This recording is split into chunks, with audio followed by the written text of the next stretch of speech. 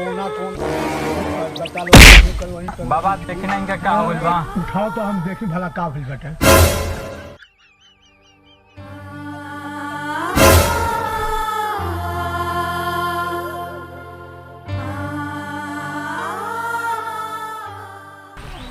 बचवा एकरा तो भूत धैले बाटे। बाबा तब का हो इनके? ठीक बा एकरा खेला के हटाओ तनी। ठीक बा कौन लाया इनके ठीक कर दी। बचवा एकरा के हटाओ तो एकरा के हम देखी। एकरा के सामने बैठाओ।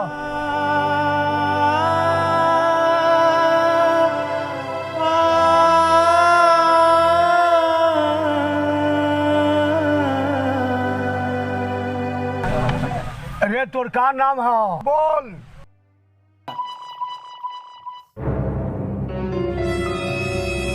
हे का पूछता नहीं खोल के आओ।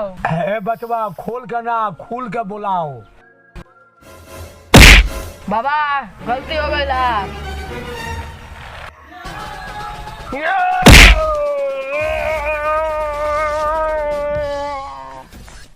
अरे काहे धले पे लड़का के?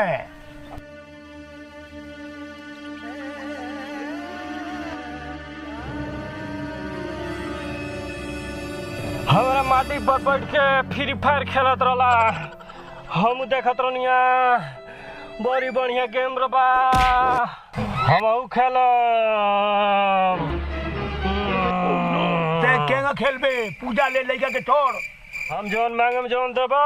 हाँ दे दे बाकी लड़का के छोड़ देबे तब। ठीक बात छोड़ दे। एगो 4G मोबाइल 3 महीना के रिचार्ज फ्री करा के देबो तो छोड़ दे। ना देब तब का करबे?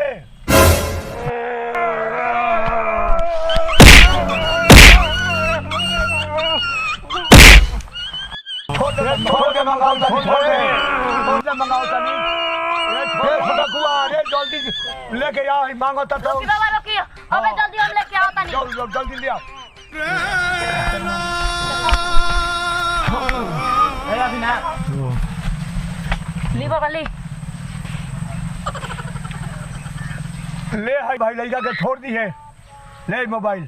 ठीक बा लेकिन छोड़ दे मगर फिर से हमारा माटी पर ये लड़का के भेज दिया। हमारा सीखे के बाके। ठीक बा जो।